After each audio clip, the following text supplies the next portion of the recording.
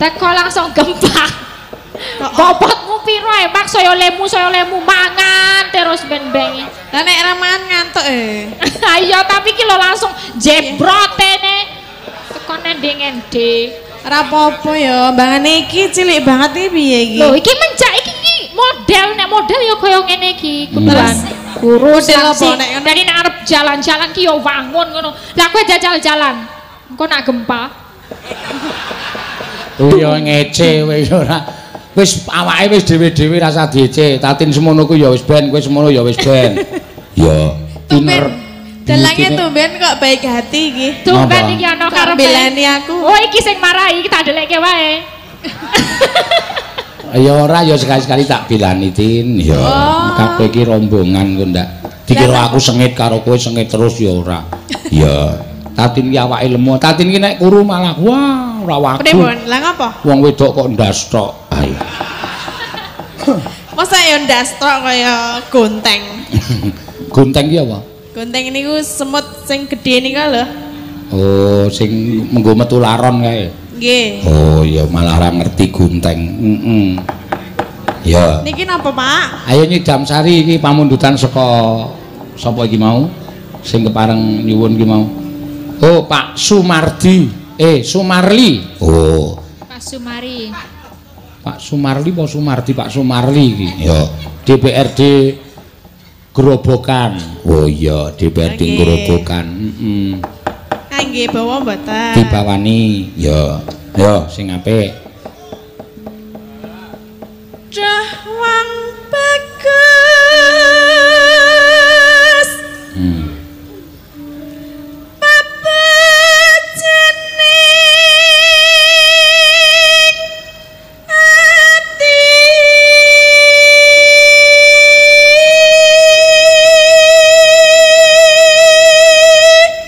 Kene ya lemah gemulai tata kramane ya apik. Ndekno kok sok dinekke galak. Lah kowe ora ngerti nek ning omah kok no. Oh. Lah pripun ta nek ten omah pripun? Bojone nganti kaya jerangkong kae lho. Kok saged? Kesiksa batine. Mergane. Ayo mentok getak-getak wae kok. Kula iki getak niku enten anune, apa namanya? Jenenge ora ada sebabnya. Kenapa saya galak? Heeh, mergane ngopo? Kula iki ngandani bojo. Lho bojo kok tok kandhani? Lah nek umpamane bojone salah umpamane dolan kok ora ngerti wayah ngono iki ya Pak ya mbok mulih. Lah bojomu nek mulih jam pira? Tak kon mulih bengi malah mulih esuk. Lah malah apik kuwi. Lah kok apik? Lah nek bengi iki akeh sambikala werna-werna ana klithih saiki nek nang Yojo akeh klithih kae sing wong baca wong ning dalan. Iya. Lah nggih mesti nek dolan yang ngerti wayah ngono lho Pak. Ah bojomu ora ngerti wayah apa wong dolan ngerti wayah nyatane esuk bali kok ora ngerti wayah. Lah nggih nek dolan iki ya cilit wae aja suwe-suwe ngono lho. Dolan karo kanca kon sedilit. Wong srawung kanca ki seneng atine kok. Lah nggih apa meneh nek dolan karo jenengan niku jan nganti pirang-pirang dina ora mulih. Topo. Topo napa? Topo ngambang. Ten pesisir. Ora, ya pokoke kemambang awake. Kemambang kaya apa ya? Lemu. Kaya ngene. Wong nandang. Wong nandang.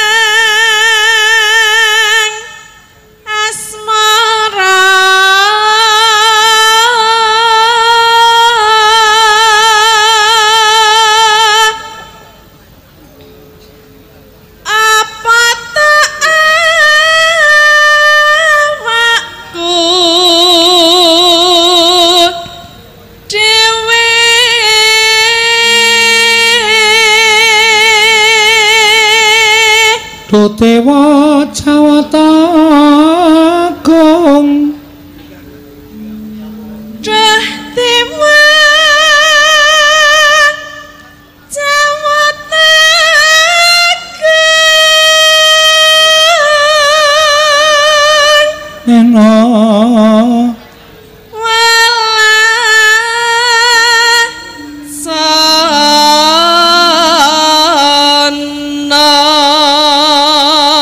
Mringwak mami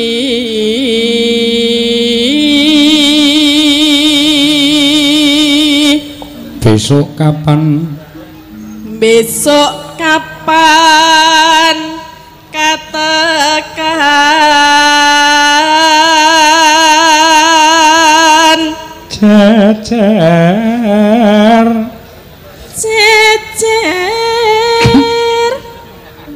lan wong bagus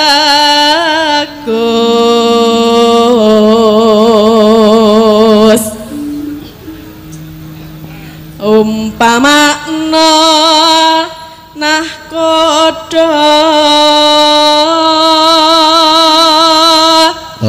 penonton streaming wis ngancik 18.000 piyayi ya niku napa sih 3 channel apa 2 channel Pak 2 channel sing siji urung tak hitung kae pira kok sanggo uang kae pira paling loro dapat berapa Om oke piro oke piro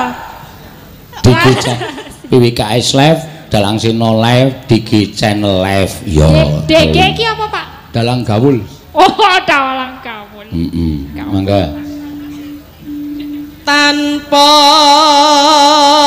Damen sasat sarah ing jalatri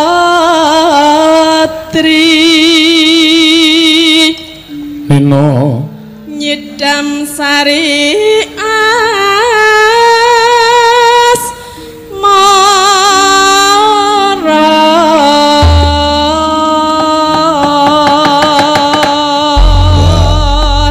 mangga neno yuk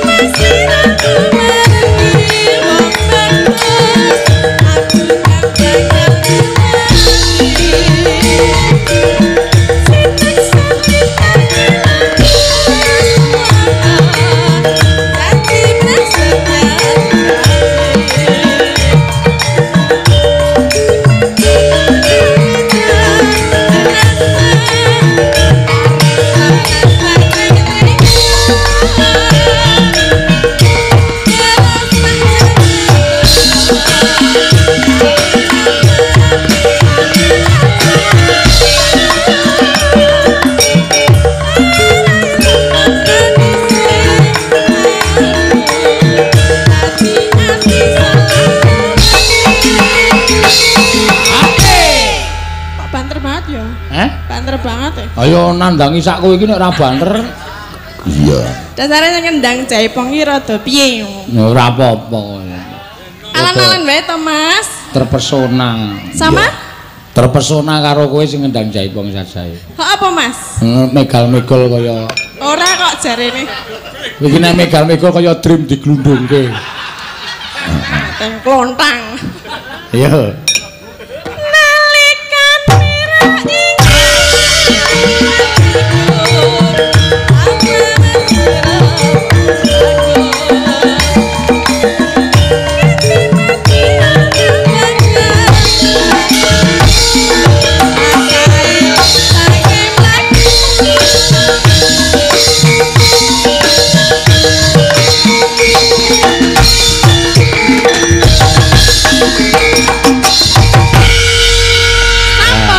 Matur suwun. Sing durung iki ketoke sing durung ming madang. Lho. Wis kok ya, wis lagu maksude. Sing urung akeh banget kok Jambu Alas. Ora ana sing duweti. Oh, ora sing lak penyanyi lanang ki doloro untune. Oh. Ora mangkat. Oh, kados enten Jambu Alas. Mangke ben simbah Mbah Kartompel. Oh ya, wah iki penyanyi seangkatan Obi Mesak. Ah iya. Momong, Mbah. Oh, piye? Gilere. Rambutnya disemir, semir-semir. Murup Mbah niku, Mbah. Miki. Wow. Nggih, matur nuwun Mas Seno. Nggih. Wah, vitamin tenan iki. Apa? Kula nek kumpul ngenten iki malah tambah umur kula. Oh, nggih lho. Nggih, ya umur cah nom-nom ngene iki mula terus dhek terus mau brangkang maju ning ngarep sinden to. Heeh. Nggih. Nek ngundang ingsun AA. AA. Nek semono ku ya AA. Biasane ngenten iki Kang Mas Pak Sadewa niku masuk kuwan mendhi wah bernyawer biasane. Nggih niku Kang Mas Sukwan. Nalika tetake dalame kula. Oh, tetake Bapak kakane Mas Dewa. Nggih. Berarti sampean niku le ndalang suwe banget ya, Pak. Wah, mpun dangu. Tanggapan 3 juta, kula mara ping 5 ludes. Entek. Wah, lah. Sampean dalang nggih. Anu 3 jaman berarti. 8 jaman. 8 jaman. Iya. 8 jaman. Lah wis mulai watuk ngono wae. Kok nek bar nyanyi malah lara piye? Ya ora kok ya wis ngene. Mbak ngoten iki Pak Bobot Wibowo ingkang dados Saridin nggih rawuh. Oh, ingkang dados Saridin ditayangke teng TVRI menika. Sejangkung mriki. Sing dadi Saridin. Nggih. Oh, nggih. Nggih menika ketua Pepadi riyen. Ketua Padi. Nggih.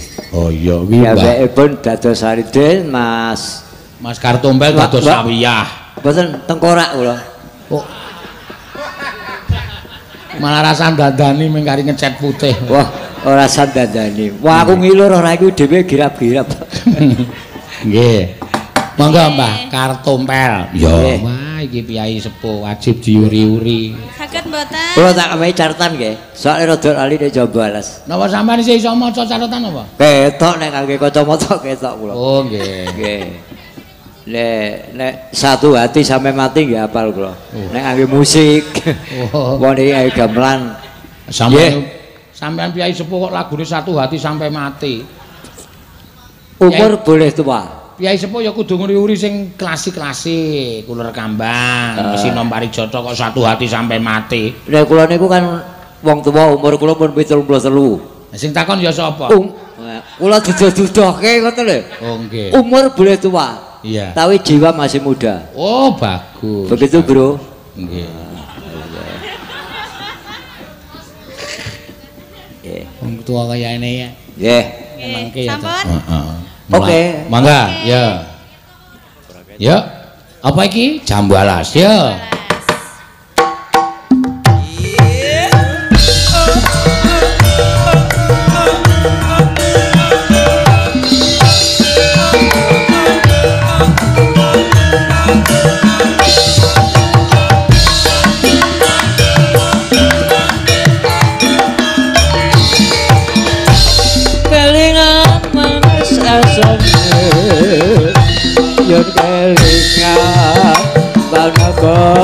guyune senenge rasane ati aku iki tenan sanggurani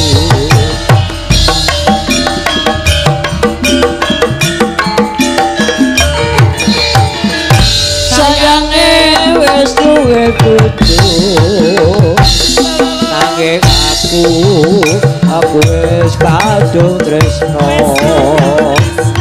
nongso rasane ati yen aku mati bakal duwe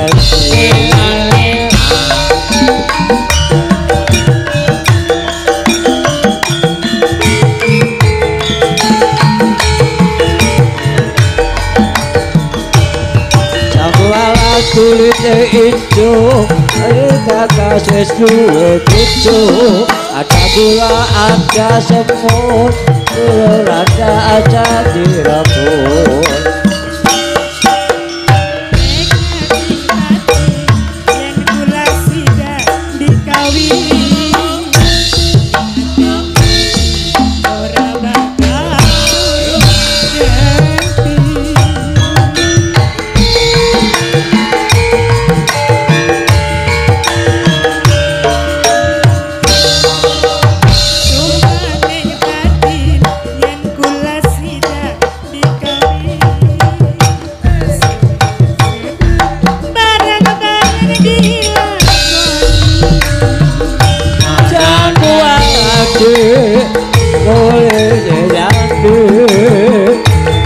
jadilah tak tani tuaku sayange wis duwe bojo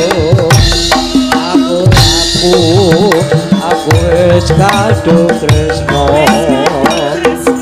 nongso rasane ati aku ora bakal duwe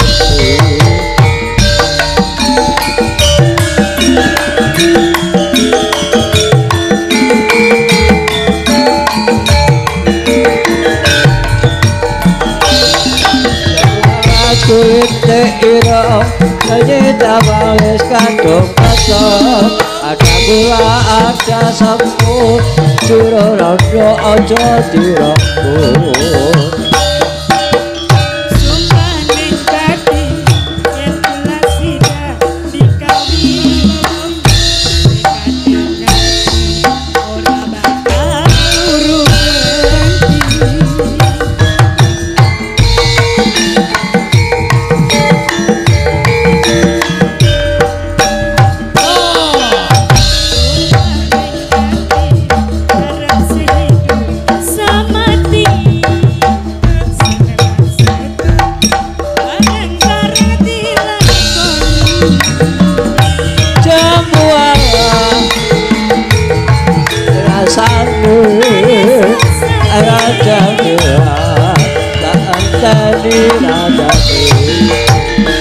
sayange wis duwe bojo nanging aku wis kadung tresno nongso rasane ati aku ora bakal duwe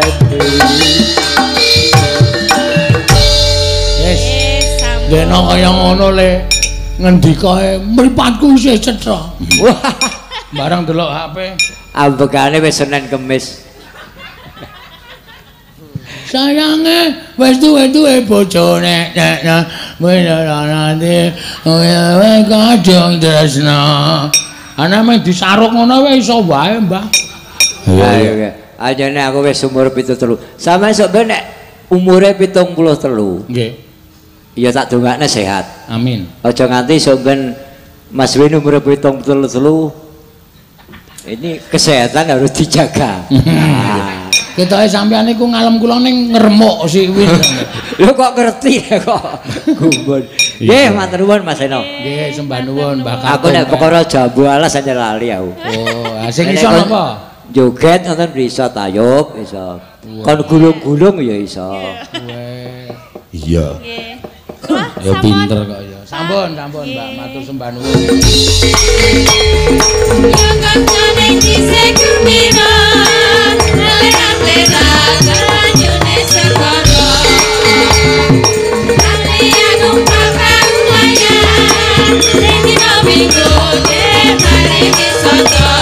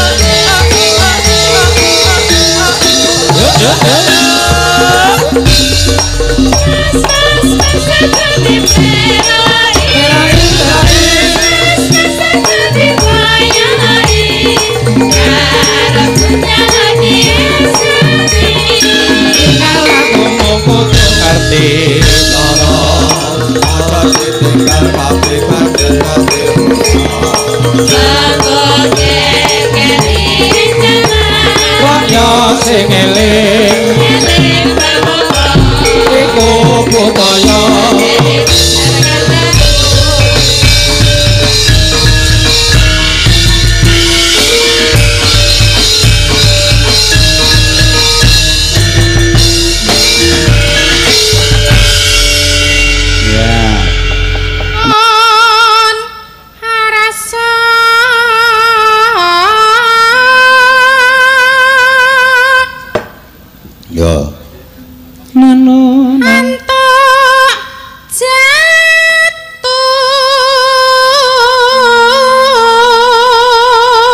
cinta ora aku cinta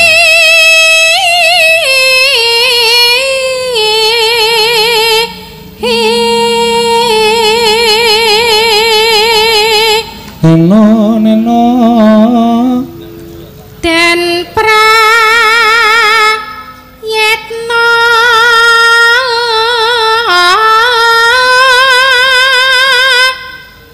heng pamilih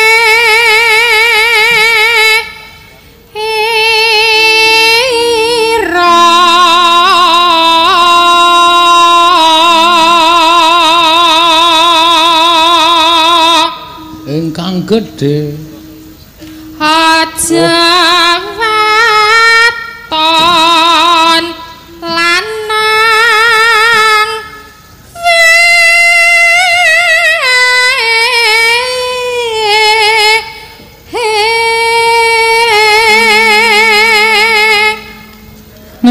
neno do saka ngendi wiagane iki ya Tru nguyuh ngono ditakokke ora ngati-ati iki nek alun-alun ora sembarang sak penake dhewe ya iki soalé nggon kuna anggere alun-alun iki mesti nggon kuna iki waton ngeturke wah iso abuh malane ra ngobati apa Gong nek omong ning nggon mik mong ndak do krungu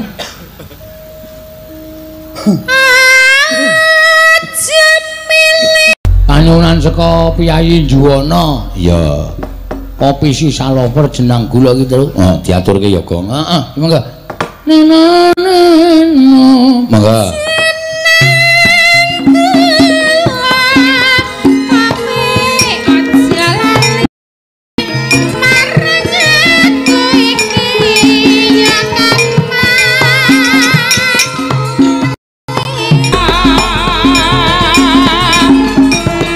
oh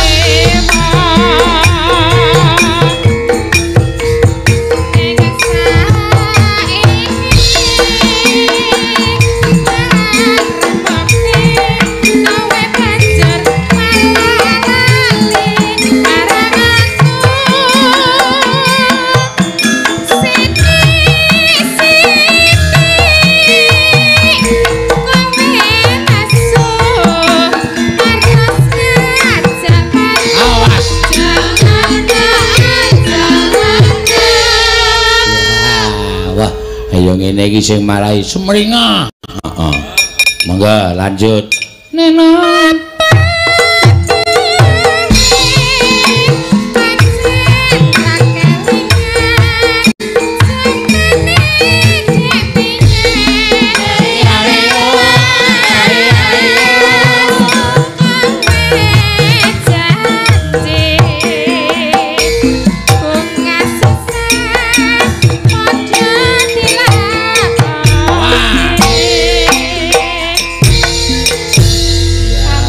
Matur suwun Mbak Cita. Ya. Iki jenenge Mbak Cita, asmane Mbak Cita saka Purworejo. Cita-citaku. Heeh. Kaya lagune sapa, Gong? Krisjon. Oh. Ngawur dengkulmu. Susana. Hah? Susana. Ngawur. Ora nganggona. Heeh. Susan. Ha iya. Apik iki mau. Lagu Jenang Gula. Ya. Iki ora kesuwen kowe tur gedek cekak-ceket apa perlune aku nyuwun Mbak Cumpe. Oh iya Mbak Cumpe. Heeh. Iya Mbak. Ya men tumurun saka Dirgantara. Apa? Nyuwun disepoti. Disepoti apa? Manut aku ora. Bar kejegluk apa ya Mbak Cumpe iki? Kok iso bar kejegluk? Aku rambutnya kok jambul. Kaya pokse kok ya. Mbak Cumpe, sugeng dalu Mbak. Selamat malam. Wo, ora iso basa Jawa iki to. Selamat malam Mbak Cumpe. Selamat malam Pak No. Pak Seno. Pak No, Pak sinten? No, Pak Seno. Oh, tak kira nek Pak No. Pak No iso Pak Maryono. Ya, Pak Seono. Heeh, nek dijupuk mburi dhewe ya Gong. Heeh. Dadi werna-werna kudu komplain nek nyeluk. Iya. Ki daleme cedhak kok saka kene. Heeh. Purwodadi. Iya. Mau ya ketoke liwat ya Gong. Ketoke ana tulisane Purwodadi kok. Heeh. Ngaturaken menapa Mbak Cumpe? Napa, Pak? Ngaturke menapa?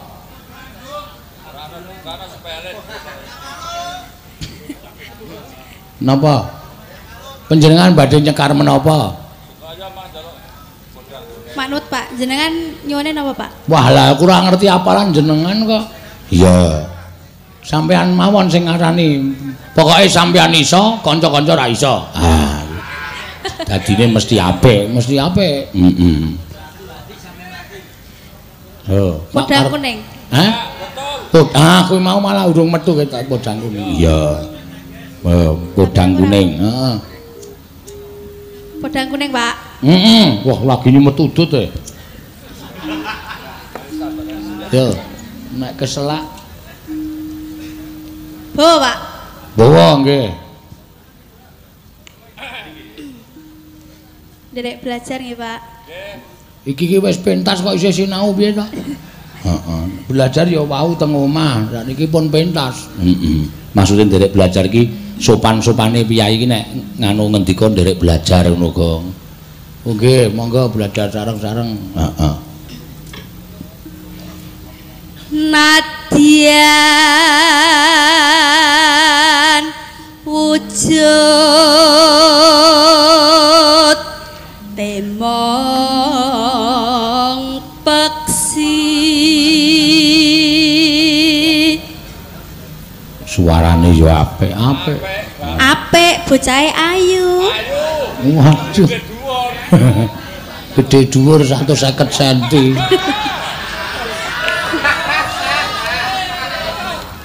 Ketoke mau tengok iki kaya gagah pideksa. Bareng monggo Mbak Jumeneng plekeni. Halah, cendhek dhuwur iku nek bobok bareng ku padha Pak dhuwure, Pak. Masa? Ya ora rung karuan ya Gong, rung karuan. Dadak mindah bareng.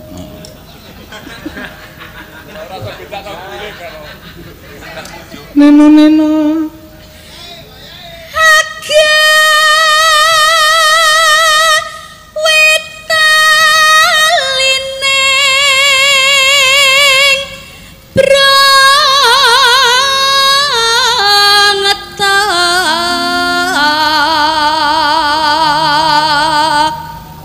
neno neno halus manis merak hati.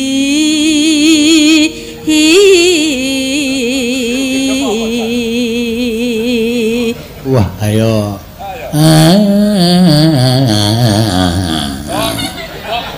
Kemedunen kok, kemedunen.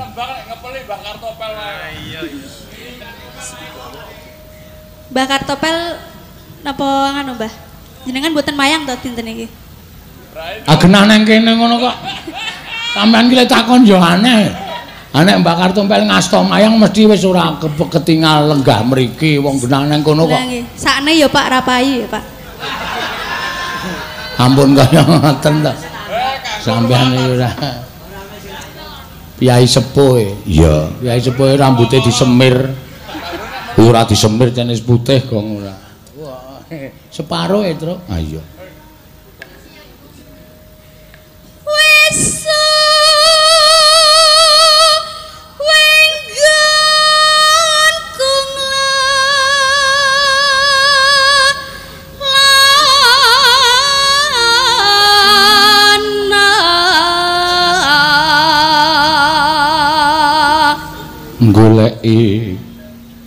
goleki isi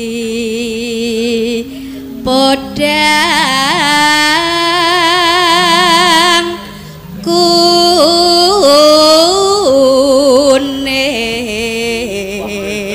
Wah, kuning. Kula mboten apal Pak, maaf ya Pak. Mboten apa-apa, santai mawon. Anggere ming ora apal. Wong dikandhani kok iya. Iba bunga hatiku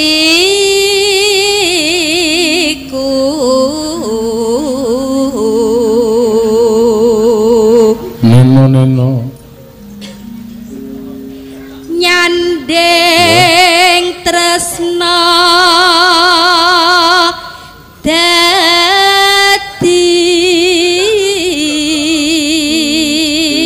wis cendik ngeyel.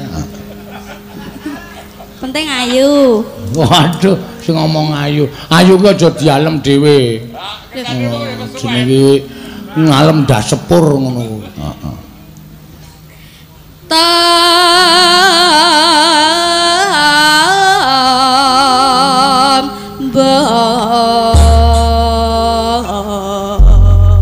Ya. Esok aman. Yo. Semuanya siap? Waduh. Kaya arep ngopo wae lho. Maraton. Esok awan ning omah wis ora krasan. Keluyuran.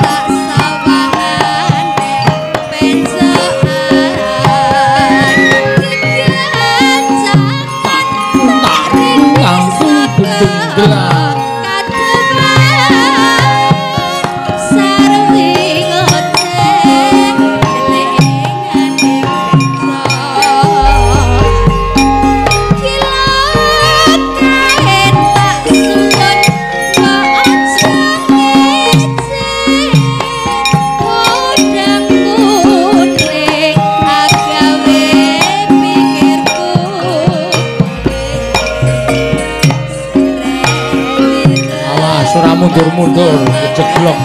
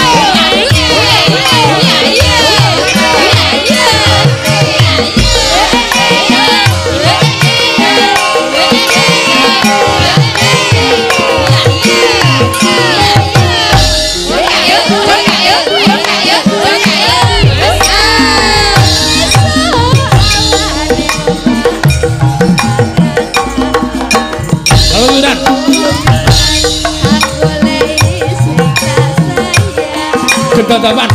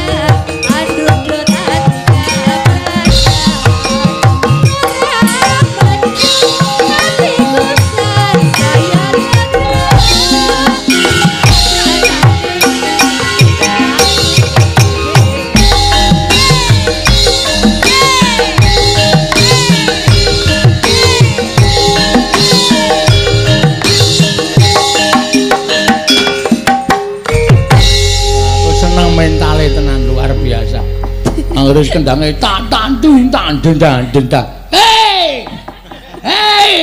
Kuwi ngono kuwi semangat. Penting Pak, yang penting itu percaya diri. Percaya diri ayo. Prinsip hidup itu harus percaya diri. Penyanyi iki nek disuarani saka mburi, piye gagasan. Heeh. Esuk awanane narayan mangat sing mburi gendandapan golek isi podang kuning. Ayo. Gak aku kapok aku. Kapok piye? Kapok melu rombongan iki aku. Lah ngopo kok kapok? Santai wae kok. Ora apa-apa kok Mbak Cumpe. Mbok ece yo, Pak. Ora ngece iki mau. Sampeyan iki justru sinden sing mentale tenan, ora iso diukur nganggo apa wae. Aku tuh nggak bisa diginiin. Sami. Iya. Diginiin gimana? Maksudnya diginiin gimana? Ya dibully gitu. Yang mau membuli kamu siapa? Kamu salah apa kok mau dimasukkan sel? Salah. Pengertianmu salah. Dibully karo dibully iki beda. Oh, ngertiku dibully. Dibully iki padha karo ora beda. Matur nuwun karo Mbak Cumpe wis diaturake podang kuning. Kula pukulun. Apa to sababe dene kita matur ingkang kaya mengkono? Inggih. Krana pangraos kula sampun mboten saged kula menika kula wentah dhateng putra Paduka. Kula sampun mboten saged mituruti menawi dados pamuthaipun putra Paduka pun Dewasrani. Dewasrani Atmaja Ulun darbi panjaluk. Kasinggihan mekaten darbi panjaluk apa permoni. Mugi andados ing kawuningan Bukulun. Tigang dinten kepengker Dewasrani menika nangis wonten pepangkonipun ing abdipun Pandya Betari Durga. Wontene sareng kula dangu menapa sababipun dene Dewasrani menika nangis wonten pepangkonipun ing abdipun Pandya Betari Durga. Piyambakipun menika kepengin motah. Piyambakipun menika kepengin keturutan menika dados panjangkanipun. Apa panjangkaning Dewasrani Durga? Mboten sanes piyambakipun menika kepengin dados lelaranging jagat lancuring bawana. Dados pitataning jalma. Duh pukulun. Mangka ingkang dipun sambati Paduka Hyang Adi Pukulun. Aturipun Dewasrani gandeng Dewasrani menika inggih menika putra Paduka, mila Dewasrani menika pantes minangka dados lelaranging jagat, minangka dados pitataning jalma. Mila sawanipun ingkang abdipun Pandya Betari Durga wonten Paduka Hyang Adi Pukulun menika mboten sanes samangke Pukulun wonten sukaliraning penggalih Paduka Hyang Adi Pukulun. Maring ana tandha sarana Paduka maringaken kanugrahan ing winastan wahyu purbaning rat menika supados dipun tamidi ning anak kula pun Dewasrani samangke Dewasrani saged madeg minangka dados lelananging jagat lancuring bawana Pukulun.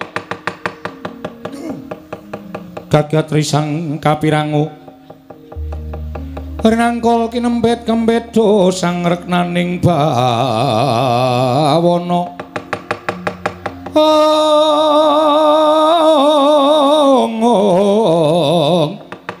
Ya si tukang walang ati ya si tukang kutu kering. Ong Mas Tunomo Sidam. Sekaring bawono langgeng Kakang Rata. Menawi? Kados pundi Kakang wonten aturipun Durga ingkang kados mekaten? Rak tenan to.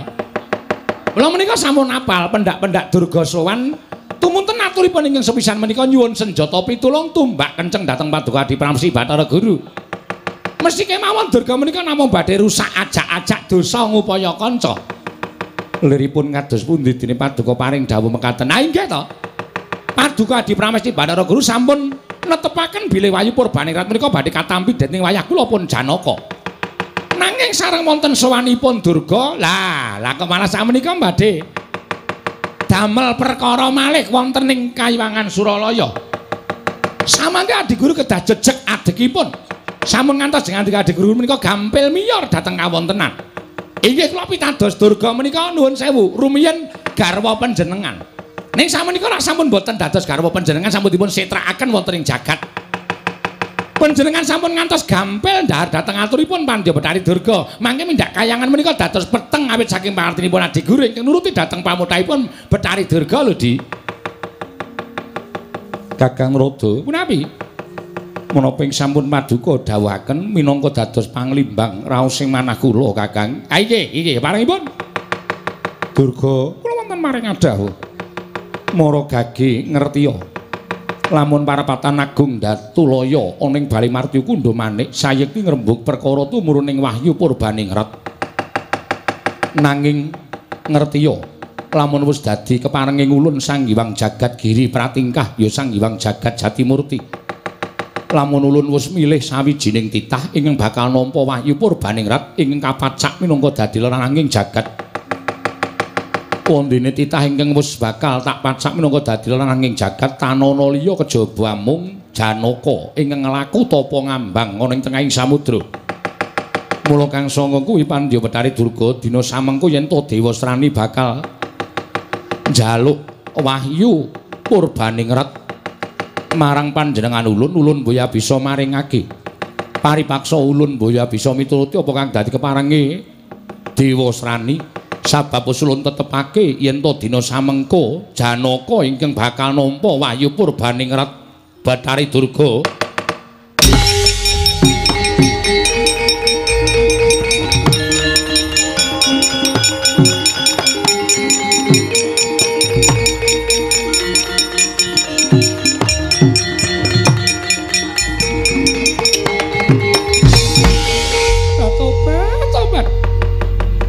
Sembah nuwun pangbe kula dene Paduka sampun paring dawuh mekaten nadyan pangandika Paduka menika sekedhik bebasanipun namung kados dene Bajra Lungit ingkang nyacah dhateng raos kula. Matur sembah nuwun boten dados menapa menawi Paduka menika badhe marekaken wahyu menika dhateng pun Arjuna. Monggo menika pangaos Paduka. Nanging samangke saged kula tetepaken jebul panjenengan menika anggenipun peputra Dewa Srani menika boten tanggel jawab.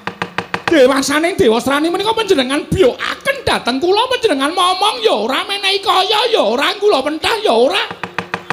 Bareng saniki putrane wis gedhe ming pengen njaluk dadi lenanging jagat panjenengan ora iso minangkani tobat sakit malah kula pukulun. Ora ana gunane durga degu-degu wonten ing kayangan nyuwunaken wahyu dhateng Paduka Hyang Adi pukulun mboten menapa. Menawi wahyu badhe kaparingaken dhateng pun Janaka kula nyuwun pamit Dewa Srani badhe kula pejahi dinten menika kula.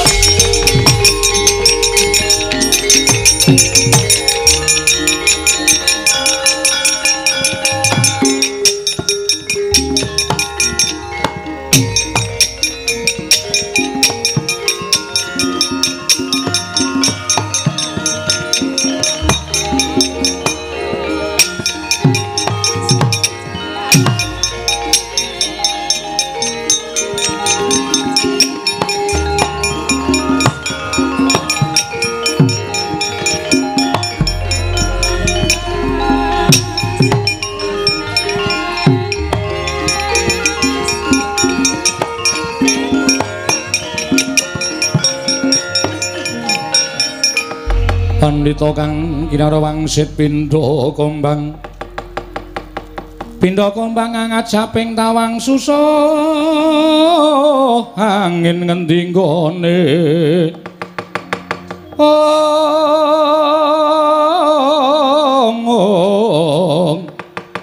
Miang galing kangkung meksimi beruluke ngungkuli langit Durga sepira kuluputanku diagung pangaksama Pandya Betari Durga ulun ketrucut nggone paring dawuh kelawan jeneng kita tobat sakit manah kula pukulun mboten nginten babar pisan panjenengan menika nuwun sewu lho ing atasipun alindraning para Jawata lah kok ngibaratipun panjenenganipun purun tumindak ning ora gelem tanggung jawabe bareng kula wis anak-anak gedhe. Panjenengan mau ngakoni tok ning ragati blas ora. Napa sing dijaluk karo anake ya ora tau dituruti kula nuwun sewu kula menika kirang menapa lho kula menika kirang menapa. Kula dipun setrakaken wonten ing dandang mangore nggawa bocah jenenge Dewasrani tak gula wentah panjenengan tilik ya ora. Wah tobat. Ah iki. Adi Pramesti Bathara Guru. Wonten dawuh Kakang kedah tatak tangguh-tanggon lho, Di. Menawi panjenengan menika mangke lajeng kalimput dhateng aturipun Pandya Betari Durga menika mangke mboten badhe sae kedadosanipun. Menapa inggih badhe kasembatan ing atasipun panjenengan menika dewaning para dewa kok mencra-mencre kaya banyu tumumpang godhong sentre. Menika mangke mboten mrayogi, Di, mboten mrayogi. Tobat sampun ngantos mirengaken kodhok ingkang kongkang-kongkang kula. Lah trondolo iki. Dewa padhake kodhok. Adal. Durga, kula wonten maring dawuh. Dewasrani aja mbok pateni. Dewasrani aja mbok pateni Pandya Betari Durga. Dewasrani anak ulun iku Atmaja ulun. Sampun ngajengipun timbane bocah gaya apa-apa ora tau keturutan.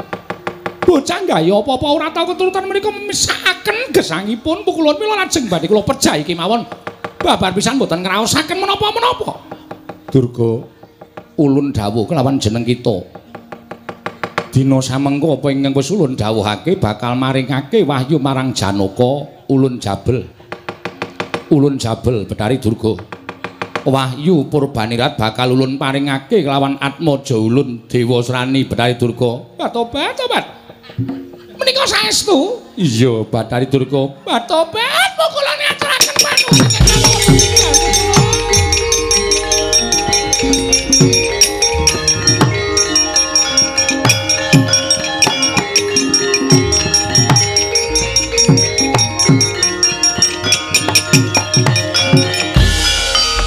Berkencong warudoyong pak pong bobolo kali cedhe sapa sing gawe. Lah rak tenan to. Nuwun sewu lho, Di. Panjenengan menika dados dewaning para dewa. Nembe seklimah panjenengan menika paring pangandikan mongko dereng dangu. Kakang Rada Wahyu badhe kula paringaken dhateng wayah ulun Janaka mergi sampun tinumbas sarana tapa brata. Lah menika pripun? Lah panjenengan menika ora tatak tanggo-tanggon mung ditangisi bojoe kanjur glewar keblate. Panjenengan boten tetek menika tegesipun boten sae lho, Di. Para Jawata para putra sampun midhangetaken sedaya Janaka badhe nampu wahyu Purbaningrat. Ning bareng ditangisi Durga panjenengan tumunten paring dawuh sabda ulun Jabel Purbaningrat ulun paringake kelawan si Dewasrani. Lah waduh menika boten sae kedadosanipun. Wonten pundi dunungipun sabda Brahmana Raja? Sabda Brahmana pangandikaning ratu Rakeng Nawalawali kaya Wikresna tumameng drancang seta. Panjenengan menika dados dewaning para dewa. Nek dewane we mencla-mencli kaya ngoten daeba polahe para titahe cobi kula nyuwun prisa. Lah trimaning dawuh. Tur malih panjenengan menika kedah menggalih. Wong kedunungan wahyu menika ora gampang. Wong gayuh wahyu menika mboten gampang. Merga wong menika kedah nglakoni tapa brata. Menika mboten syarat ingkang kedah dipun lampahi. Nanging waton tiyang gesang wonten Kalam Padang menika bak ing kautaman mboten nate tumindak ingkang nalisir saking angger-anggering. Kautaman tansah teteken ati suci pepayung budi rahayu. Titah menika pantes pikantuk wahyu. Mongko Janaka nika kejaba budi pekertine apik, tapa bratane ya becik. Lah menika sampun pas dados titah ingkang kedunungan wahyu. Ora kok merga dumeh putra dewa kok anggere wahyu dinehke putra dewa, anggere wahyu dinehke putra dewa. Wah, rusak jagate. Mboten sak kepenake dhewe kados mekaten menika, Di. Dewa Srani menika putra panjenengan, ning rak ya kudu mbudidaya. Sing jeneng anak menika aja gampang sumendhe marang panguwasaning wong tuwa, ning kudu nglungguhi opor bebek. Tegesipun menika enak. Mentas awake dhewek. Ngaten? Kejawi eca ugi kedah mentas awake dhewek. Mekaten Kakang. Nggih. Dadi aja gampang sumendhe marang panguwasaning para dewa, dumahe bapakne dewa kok apa-apa kudu keturutan, apa-apa kudu keturutan, apa-apa kudu kelakon. Dungkule atas wae. Menika mboten prayogi, Di. Menika mboten prayogi. Kula ngapuraken dengan panjenengan lho. Sampun ngantos banger bacin asmanipun Adi Pramesti Bathara Guru. Sampun ngantos panjenengan menika tumunten asor derajatipun awit pangandika paduka ingkang kirang petang menika kala wau. Kakang, kula wonten dawuh. Ingkang dados dewaning dewa menika kula napa panjenengan? Nggih panjenengan. Ingkang gadahi pangawaos wetah wonten ing Suralaya menika sinten? Adi Pramesti Bathara Guru. Kula ingkang menang jenenge bur dhateng titah sak jagat. Kula ingkang menang jenenge bur dhateng kawontenanipun para dewa, sinten ingkang boten mathuk, sinten ingkang boten gathuk, tuwin boten rajung miwah condong menapa dados aturipun Bathara Guru dinten sak mangke monggo tasih betah wonten ing kayiwangan kula akoni minangka dados dewa. Nanging menawi boten sampun betah lenggah wonten ing kayiwangan paripaksa langkung sae panjenengan mandhap wonten ing jagat dados titah sewantah Kakang Rada. Wah!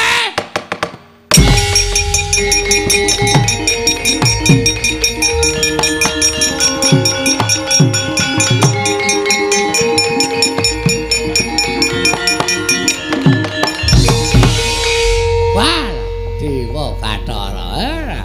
Nuwun sewu lho, Di. Kula menika kejeblukan mercon kowe ora kaget.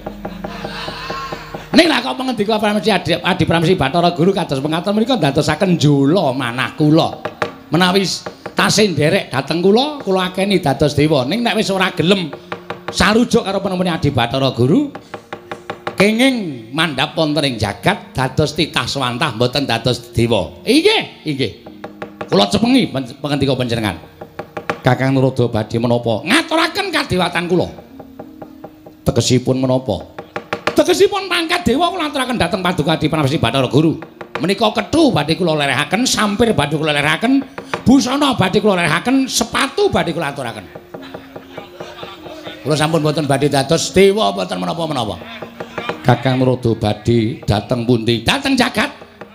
Badhe kula ubal-ubal eleke Bathara Guru ning jagat. Nek ana wong takon apa to sebabe Bathara Rada kok dadi titah swantah? Ajeng kula terangke tirik-tirik mboten wonten sing kliwatan. Ajengipun mboten napa-napa. Bathara Guru menika dewa. Bathara Guru menika nalendraning para dewa. Kukuh baku kekuwatane lu mboten wonten ingkang nandingi. Ning nuwun sewu panjenengan menika kawon karo gebyaring wentis kuning.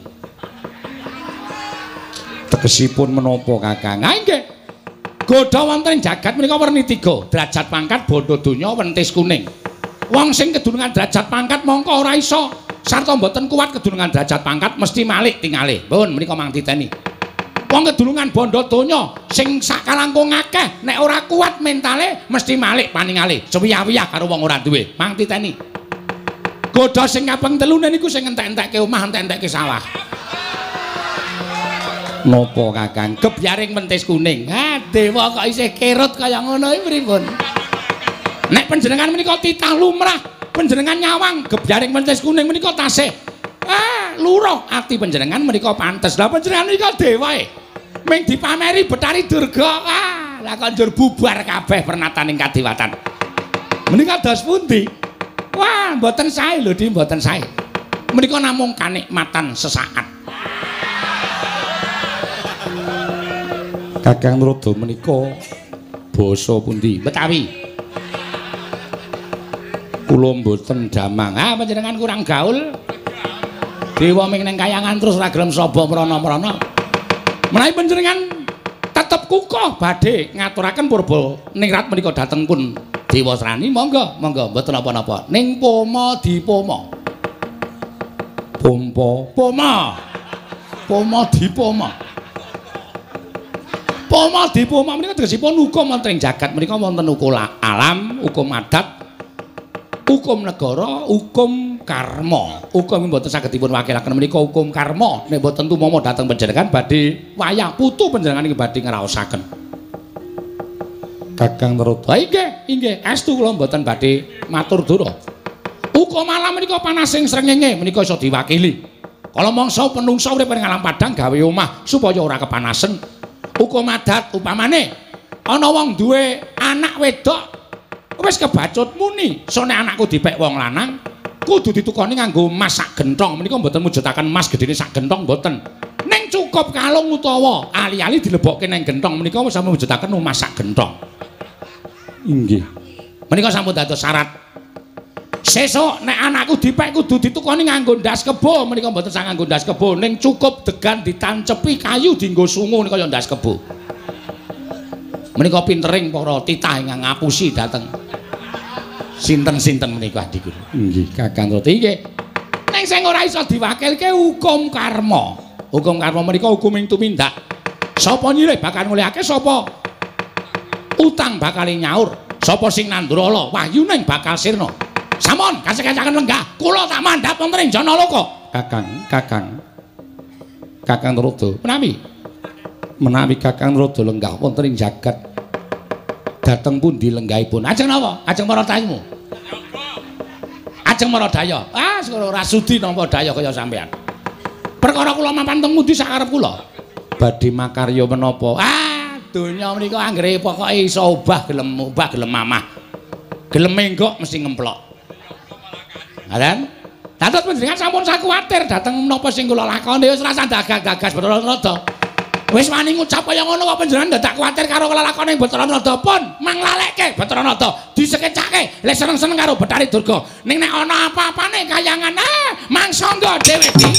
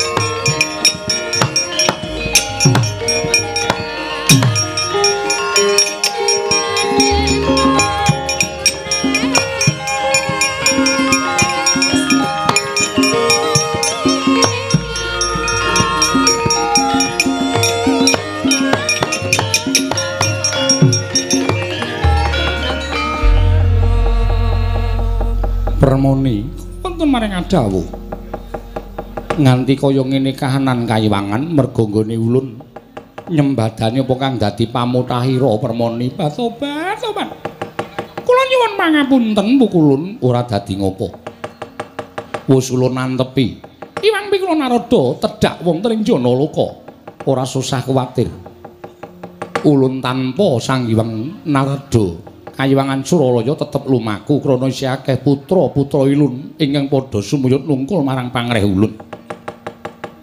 Lajeng pareng paduka Pukulun Permoni kula wonten maring adawuh supaya aja nganti kawistara lamun panjenengan ulun mbanci dimban siladan.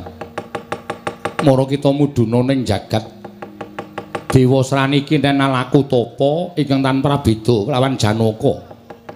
Utawa kang ora beda kelawan ingkang katindakake dening Arjuna. Tegesipun Dewa Srani iki nen tapa ngambang ana ing segara. Tobat. Menawi paduka dawuh ing kados mekaten tartemtu kula badhe kecalan dhateng anak kula Pukulun sebabe kegiatanipun Dewa Srani menika mboten sami kalian Janaka. Janaka menika limpat guna kasektenipun bebasan tanpa timbang. Janaka saged alam patapa ngambang wonten ing samudra nanging Dewa Srani tangeh saged dipun Pukulun.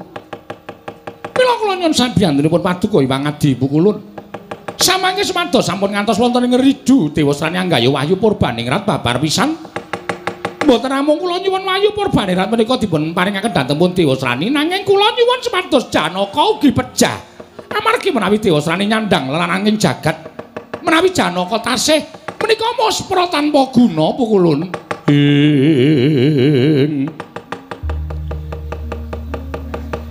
tan samar pamoring sukma khususon ilarohi Kiseno Nugroho bin Ki Suparman Al-Fatihah.